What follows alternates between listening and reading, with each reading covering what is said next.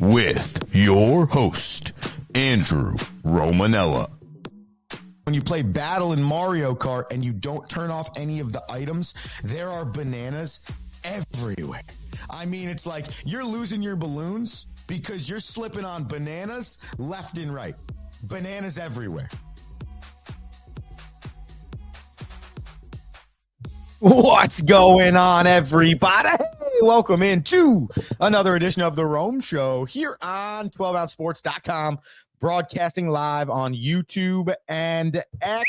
I am your host, Andrew Romanella. We got you for the next 30 minutes and change. I hope you are having a fantastic Thursday. I missed you yesterday on... That's right. But we're back today and we're better than ever. And we got a lot to talk about, starting with the little people playing baseball. The Little League World Series has gotten started on ESPN. That'll happen over the next 2 weeks. Pete Alonso in the big boy era of baseball. He broke a Mets record that we're going to talk about. There are a lot of teams in contention, and maybe my definition of contention is stretched a hair, but still more than half the league, what feels like in a playoff race in Major League Baseball. We get to that. And of course, we continue 32 teams in 32 days. We start with the AFC South today. And that would be the Tennessee Titans. Before we get going here, we remind you got to follow The Rome Show 1 on Instagram, Facebook, X, and TikTok. And be sure to subscribe to The Romanellas on YouTube. Starting September 2nd, The Rome Show will be available on The Rome Show 1 on Twitter or The Romanellas on YouTube. Oh, and Facebook.com/The Rome Show. But we'll work on that one. Right now, it's airing live on my personal Facebook. Either way, trying to still give you those three outlets. Just remember that September 2nd. We'll keep reminding you, okay? But the Rome Show should keep a similar look, just air on slightly different platforms, okay? So just want to remind the people to go to YouTube, subscribe to the Romanellas, find the Rome Show podcast wherever you listen to this podcast, subscribe there. Go to the Rome Show 1 on Facebook, X, TikTok, any of the social medias, Instagram, subscribe there, and you will be fine. Let's get going into this show here. The Little League World Series got started the other day, and I don't know how many people out there are big fans of the Little League World Series. I am and I am not, okay? And I'll give you both sides of this thing. But Little League World Series is a 2-week tournament in Williamsport, Pennsylvania that has 20 teams competing in the tournament, 10 that are from North America and 10 that are international. And these teams play in a regional tournament throughout the summer to become the champion of their region. Okay, so they go to like the counties and then the states and then you know how the whole thing works, like in every other sport. Okay, and once you win that regional, one of 10 in North America or 10 internationally, you then meet up in Williamsport for a tournament to determine who the best Little League baseball team is in the world. And it is super awesome. Reasons why I love it, just because it is fun to watch.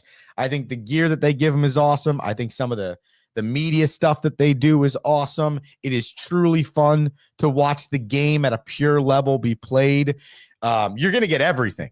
You're going to get laughing. You're going to get crying. You're going to get unbelievable plays. You're going to get plays like, what the hell? You're going to get kids that look like they're 16. You're going to get kids that look like they're 6. I mean, the Little League World Series brings you everything and anything you can imagine. And ESPN does a fantastic job of covering it. And it is a very pure and fun form of the game of baseball. Is there some BS you got to trickle through? Absolutely. Are some of these coaches wild? Absolutely. But with everything, you take the good with the bad. And so if you haven't started watching it, You really need to, because the next 13, 10, 12, 11 days is a lot of fun watching these kids perform on television on a gigantic stage. And by the way, as we've learned with the likes of Big Al and others, this could really jumpstart a kid. This could really get a kid on the map, which is pretty cool. But 10 to 12-year-olds playing in a tournament. Why I love it. Why I hate it. Never went. As a baseball player growing up, I made the all-star teams. And the Little League World Series has changed a lot since I was a young baseball player. When I was a young baller and we played in Little League, if you were like really good, you got picked for the all-star team. Okay. Then at the end of the Little League season, the all-star team would come together and then they would start playing in the town tournaments, and then, the city, the county, the state, to get to the regional, to get to winning, to go to the Little League World Series. Okay. And I'm sure you can imagine as a young baseball player at 10, 9, 8, getting to the stages of being eligible to be in the Little League World Series, which is essentially your last year playing Little League baseball. Like, the oldest kids at the Little League World Series, who are 12 turning 13, will be adjusting their field to the larger field next year. This is essentially their last hurrah on this field. Okay. So you got all these kids playing Little League baseball, obviously praying and hoping and wanting the chance to make it to the Little League World Series. Now, hindsight 2020, 34-year-old Andrew Romanello realizes, we probably didn't have a chance. Okay.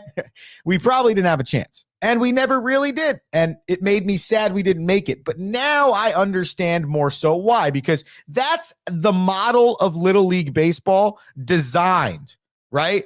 To give everyone a chance to play, to be able to have a league for all levels of baseball. And then the Little League World Series and that tournament kind of created and taken off, because then that's the better players in the league playing and all that stuff and blah, blah, blah.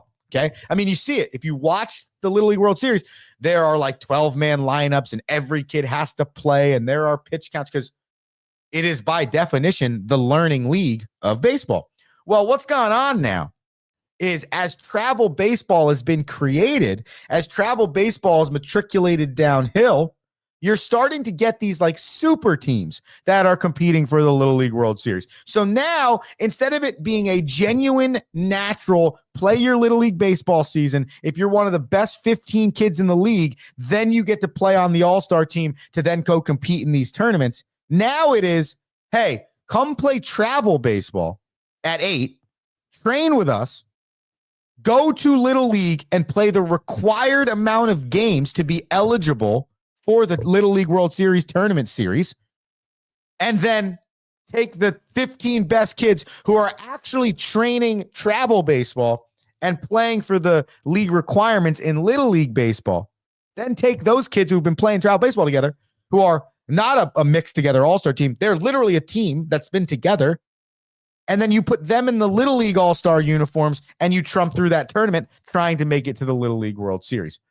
I don't know what's right or wrong here.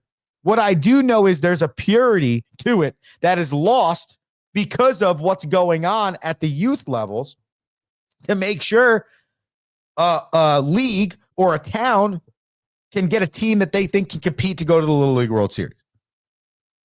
And so I love it because it is truly fun. I don't think there's enough positive growth for the game of baseball at the lower levels. I've had this rant before, the Rome Show podcast, wherever you listen to podcasts. I went on this rant about my nephew's Little League coach and his 9U Little League game and the way it went and how brutal it was. So you're in this weird space with the youth baseball, and you're going to watch the League World Series and be like, this is fantastic baseball. It is. Some of these kids are really good for 10, 11, and 12 years old. But in the same opportunity to snake a travel team through Little League so that you can get the best players, a full team that plays together to represent your town, I think in turn is also killing the game of baseball, because you're talking about 2% of the people that play in your league that you're setting up all the rules for. When in actuality, one, I would love to see the statistics on how many of those kids that play in the Little League World Series become major league professionals or professionals in general. And two, you have to think about the marginal kid, because that's what keeps sports alive, right? Like, there's always going to be a percentage of kids that love their sport. There's always going to be a percentage of kids that are going to show up to the field no matter what, to do practice, to play games, and have a smile on their face, because that's just who they are. But there's a lot of percentage of kids that are going to dictate whether they like a sport on so many other factors than just their individual feel on performing that sport. Are my friends on this team? Do I like the temperature when I go to this activity? Do I like my coaching staff? What's the environment like? Like, there are so many kids that are going to drop a baseball bat and a glove because probably a coach is a little psychotic at 7 years old trying to win a 7U Little League game, or the travel teams come to play on the 9U team, and now all the regular Little League kids are hitting 13th in their order, barely playing, never playing the positions they want to play, and therefore not liking baseball. So this time of the Little League World Series always gets me in my feels a little bit about the game of baseball, and less about the specific game of baseball and more about the growth of the game of baseball. That's the bottom line. And though on TV it feels like the Little League World Series is a huge win for baseball, and I'm not saying it isn't. I think how we're getting there is the issue. I think what's going on the Little League level is the issue. It's a loophole, and it's a pretty genius loophole if you really think about it, because they're not really doing anything wrong. You're just making sure that certain kids make this team so that you can compete. But in turn, though your Little League World Series opportunity might be there, I guess, the growth of the game, not as much fun. And if you go and you watch any of these youth games, think about, pop on your phone, go to Instagram, go to Twitter, whatever the case is, and watch some of these videos of these psychotic parents and some of these youth sporting events. And it's like, what are we doing here? You know? And it's probably not just a baseball epidemic. I'm sure there's youth sports issues. You could probably write in right now, youtube.com. You could probably write in right now, or X, the Rome Show 1, and give me an example of any sport. Insert any sport here, where at the lower level, you're scratching your head. You're going, what are we doing? So it's interesting, and I'm going to enjoy it, and I hope you enjoy it the same. And if you haven't watched it, you should, because it is really cool. Just my insight as a baseball coach into what Little League baseball looks like now. One, it's dying because of the travel thing, and then because the travel thing is becoming so big and the travel is infiltrating Little League, you're sadly losing some baseball growth at the lowest levels. So write us in, let us know your thoughts. Little League World Series. I watched a team beat another team 16-1 yesterday. It was a slaughtering, unbelievable. But I also watched the Australian team play, and that was really cool to watch the team from down under, and where they at baseball wise and all that good jazz. Speaking of baseball, at the major league level, Pete Alonso, the first baseman for the New York Metropolitans, broke Darryl Strawberry's 25-year record, I think it was, and is now the all-time home runs leader in New York Metropolitans history. The record was 252. Pete Alonso hit 253 and 254 the other night against the Atlanta Braves. So congratulations to Pete Alonso. There's been a lot of talk on this home run hit by Pete Alonso. And now I am in the New York sports market. So when I pop on my sports talk radio, yeah, there's going to be a lot of Mets and Yankees and Rangers and Islanders and Jets and Giants and Knicks. And that is where I am at. That's where I am located. Okay. But I was surprised nationally as well, the type of play this got. And I only have one thing to say on it. If you are not a Mets fan or you're somebody that roots for another team, just get the hell out of here. Okay? Like, just get the hell out of here. Nobody cares what you think if you're not a Mets fan. Nobody cares what your opinion is on the call of the home run, on the legitimacy of the home run, on the legitimacy of the record, or for that matter, anything associated with anything New York Metropolitans. I don't get it. Like yesterday, this was a topic of conversation for way longer than I thought, to the point where I'm like, I got to talk about this on my show, because every time I'm turning something on, I'm listening to a Yankees fan, not even just a Yankees fan, fans in general of not the Mets, be like, oh, this is embarrassing. What's embarrassing? I don't understand what's embarrassing, because last time I checked, take the Mets out of it. Just put up there, this person in his almost 10-year Mets or Major League Baseball career has hit 254 home runs. Do you know how hard it is to hit one home run in Major League Baseball? 50, 100, 150, 200. Do you know how hard it is? There's 32 baseball teams that exist, I think. Maybe 31, maybe 30. Is somewhere in that range. 30 to 32 teams. And the bottom line is there can only be one person at the top of the record books for all of those teams. And all of them have a different history. The Mets are going to be different than the Red Sox, than the Dodgers, than the Giants, than the Rockies, than the Detroit Tigers. It's all going to be different. Why? Well, the easiest thing is none of them started on time, the same time. If the league was created in 1888 and it opened with 30 teams, and those are the same 30 teams that we are talking about today playing Major League Baseball, then if you wanted to tell me that it was embarrassing that the record is only, quote unquote, which is a wild statement, 253 home runs, when other franchises have guys that have hit 600 and if you want to tell me that, that's a different story. But if you want to talk to me about individual franchises, individual records, and how they don't mean anything, that's dumb, because they only matter to the fans of that team. If Henrik Lundqvist was about to break a record for the New York Rangers, I don't expect the Devils fan to be excited about it. Hell, I don't expect the Seattle Kraken fan to be excited about it, because they're a Seattle Kraken fan and not a New York Rangers fan. And so this isn't a Pete Alonso thing. This isn't a Mets thing. This is a fanship thing.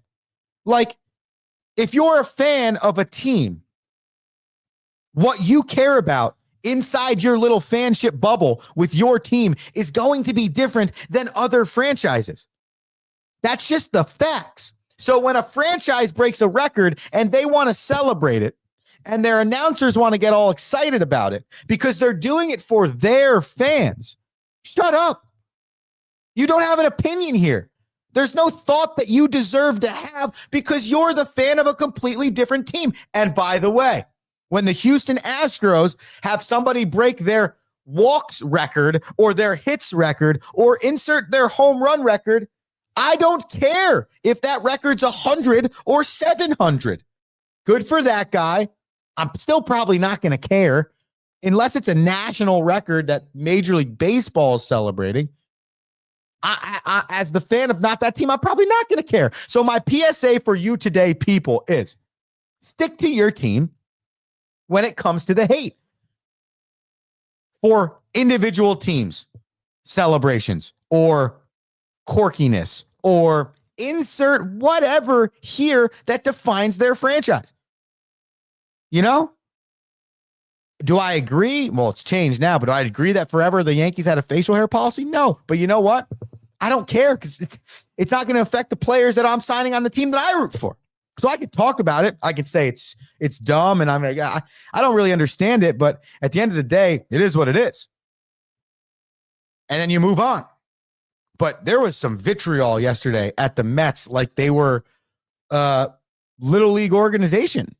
And I'm like so confused because one, who cares? If you're not a fan of the team, screw you. And Yankees fans will probably say the same to me when I talk about their facial hair policy. And two, 254 home runs is so hard. Like, I don't care. I really don't care who you are, what team you play for. If you have over 250 home runs in Major League Baseball, you are a really good baseball player. That's wild. So, PSA to the people, chill for a second before you start hammering people. Michael Carvelis writes in, let's go Kraken, go Red Sox and Braves too. He also wrote, not as hard as it is to hit a home run in modern MLB, unfortunately. Sign stealing and steroids. Well, I completely disagree. I would love, with steroids in your system, even with somebody telling you a 98-mile-per-hour fastball is coming, I would love anyone, not just Michael, I'd love for you to try and hit one. I mean that honestly. Like, I love this argument. People make this argument all the time about Barry Bonds. Oh, he took steroids. Are you stupid? Do you know how hard it is to hit a 97-mile-per-hour fastball and then an 86-mile-per-hour slider and then an 82-mile-per-hour changeup? And oh, by the way, no one's telling you what's coming.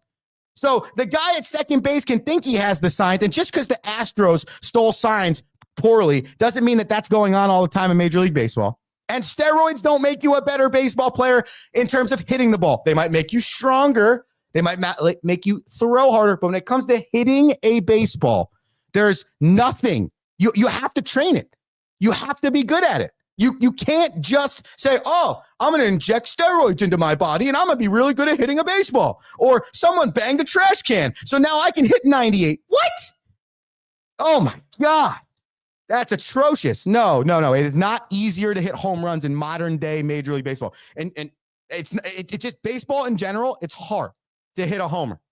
So I'm not going to buy the steroids and I'm not going to buy the sign stealing because that's BS. And by the way, sign stealing in terms of tipping people off, if you're at second base and the catcher's giving sign, that's like the history of Major League Baseball, the history of baseball. So I appreciate it, Mikey. If steroids didn't help, he said Bonds wouldn't have taken them. However, the sign stealing argument made was a good one. Steroids are taken by all athletes. I get your point there, but you do know that in 1990s and early 2000s, Major League Baseball was allowing steroid use. A. B. Please go find me the positive steroids test on Barry Bonds. C. Barry Bonds still has to be a good baseball player. Like, if Andrew Romanella right now takes steroids, tomorrow I am not being signed by the Mets. If for a year I take steroids, I'm still not being signed by the Mets or the Yankees or the Rockies for that matter. So yeah, of course, performance enhancing, of course they help. You could say that to a bodybuilder. You could say that to a WWE guy. You could say that to any of the football players that have been arrested or suspended for steroid use. And we can have, I'm not going to go into the depths of the Bonds argument right now, okay? And I'm not going to say steroid use was right either. The argument I am making is steroids do not make you a better baseball player. They might make you stronger. They can make you faster. And if you train and are good at the sport, in turn can get better, they don't make you a better quarterback. They don't make you a better defensive lineman. They can make you stronger. They can make you faster. But you still have to do the work. Michael, thanks for the write-in, bro. Fire me up today. Rome Super Bowl picks. Ooh, we got to take a quick commercial break, Mikey. Then we're going to come back with 32 teams in 32 days as we trend our way. To Super Bowl picks, which we'll do the first week of September. Back after this, The Rome Show.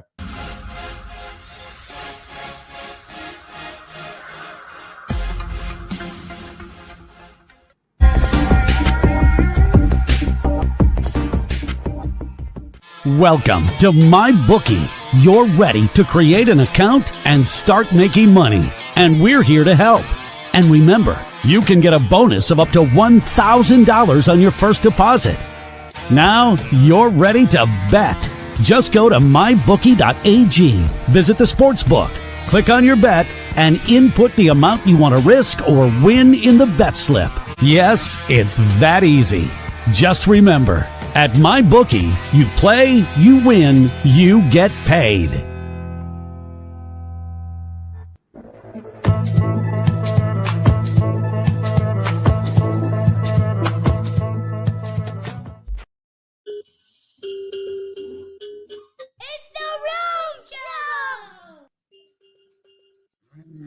Yeah, the Rome Show. 12-ounce sports. YouTube X. Andrew Romanella. 5 minutes or so remaining in the show. Having a fun day on a Thursday. Fired up about steroids. YouTube.com/12OZ Sports if you want to write into the show like our guy Michael does. Michael, great fanship of the Rome Show through the history of the Rome Show. And by the way, these things are just so much more fun when people write in or comment or let you know their thoughts. Just makes the show that much better. All right, let's pop the theme music on because it is time for better words. I believe the worst team returning in 2025. They were 3-14 last season. Okay. And that 3-14 last season turned into, all right, the number one overall pick in the draft, which they then turned into Cam going to be in his rookie year. I don't know. Do they have enough to protect him? Do they have enough around him? I don't know. But I do think he could be, for the future, exactly what this franchise is looking for. All right, ladies and gentlemen, that's the Rome Show here on a Thursday. 12ouncesports.com, YouTube, X. Just remember, head over to the Romanellas on YouTube and hit subscribe. Find the Rome Show podcast wherever you listen to podcasts, and follow the Rome Show 1 on Twitter and Facebook, because on September 2nd, where you find us is going to change slightly. The platforms stay the same. The name might be slightly different, though we are still the Rome Show. Thank you to Michael. Thank you to the people who listened. I'm Andrew Romanella. I'm back tomorrow morning at 7 a.m. Until then, peace. Oh, yeah, be electric. Thank you for listening.